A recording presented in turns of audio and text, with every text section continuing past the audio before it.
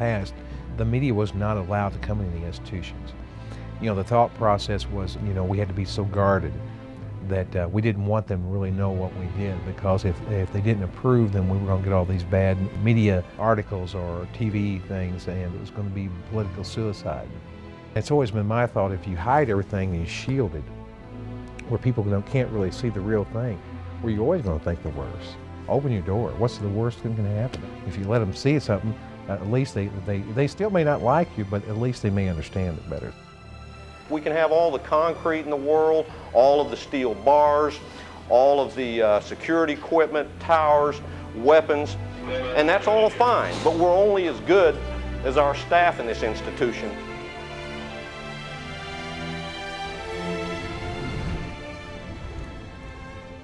We believe we're very, very fortunate. We're proud of our staff here in this facility.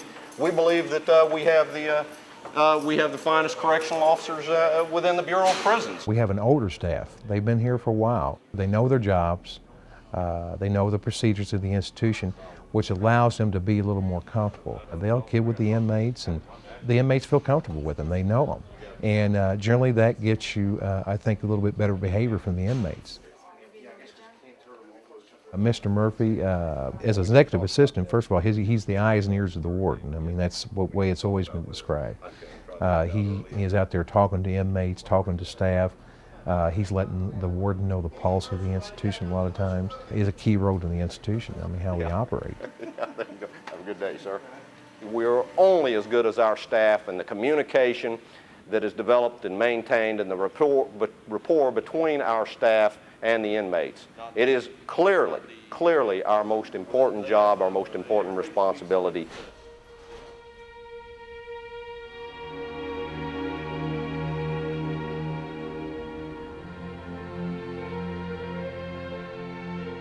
I'm referred to as Iron Man here in this environment. I'm an original gang member. I'm a Crip. That's who Iron Man was. He was the leader of the Crips in the United States prison system. The name was given to me generically because of the violent attitude I displayed and my physical prowess and ability to win battles. We're going to come down and get some film in your house down there. That'll be all right. Doing any particular thing? By me coming up in South Central Los Angeles under a home without, not just without a father, but with a mother who was paraplegic, that allowed me too much freedom and allowed me to be corrupted by unscrupulous individuals in my neighborhood.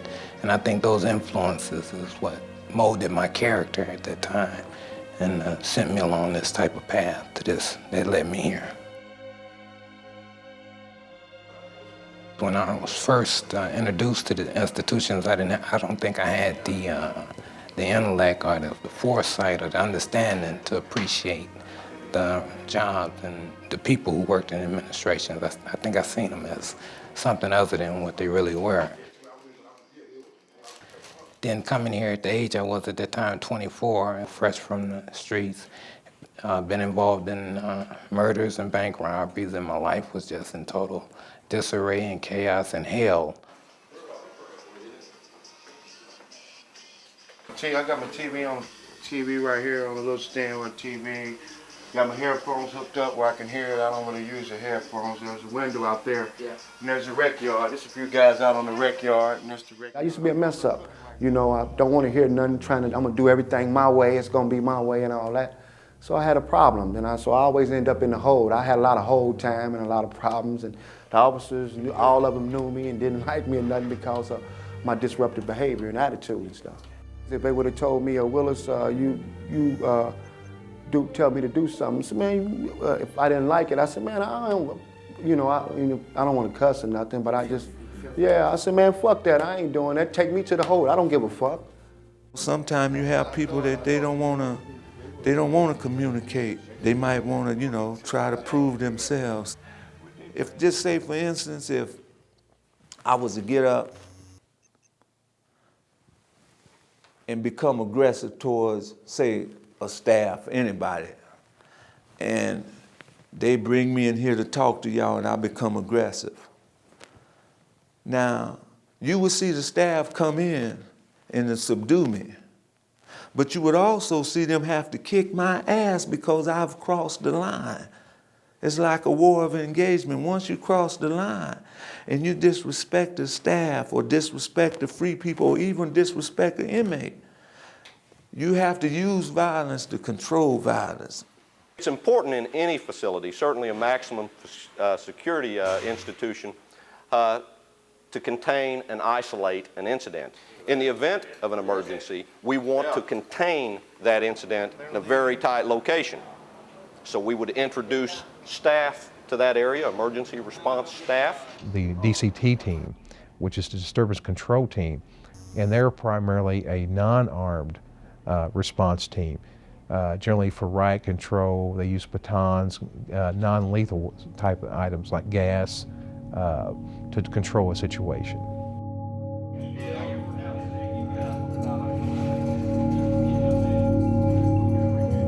You don't want to put yourself in a position where you're in a tug of war with them, because they could make your life miserable, not by abusing you, by placing you from here to here and here and here and here.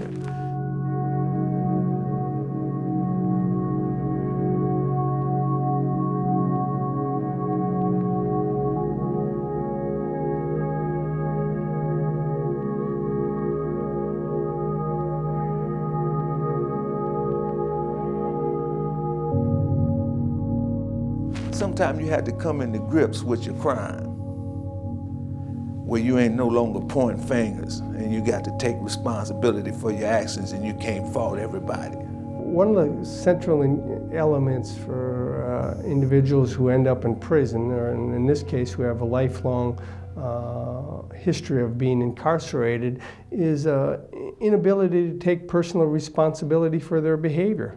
In 1983, when the institution first became more of a lockdown facility, at that point it was mainly just based on behavior. Clear conduct, do 18 months or so, and that was the requirement for transfer out of Marion.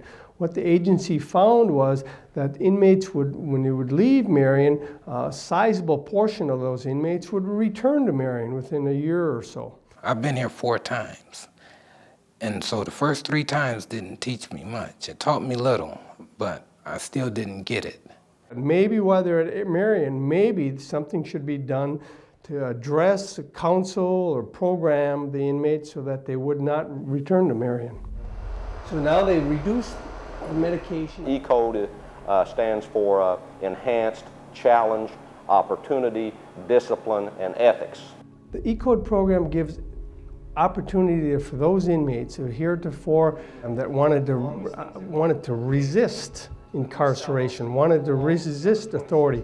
E-code gives those inmates an opportunity to step back and say, maybe there's another way. Maybe there's an opportunity I can learn some skills. Maybe there's an opportunity I can engage in some low-level programming that will allow me to advance and progress and transfer out of Marion.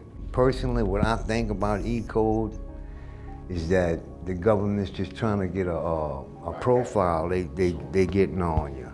In the years to come, I feel like they're just gonna take this profile they made off the E-code program and deal with that instead of dealing with you. And all of the inmates before leaving Marion, before they're recommended for transfer, will successfully complete the E-code program, which consists of various counseling groups, victim empathy, violence interruption. I used to have that. Used to, I know you did. I used to have that. And if it came back again, what would you do? Be true. One guy come show me a paper one day and it said, if you seen a correctional officer getting beat up, what would you do? Now, how are you supposed to answer that? If you say you would help the police officer, you're going against the convict code.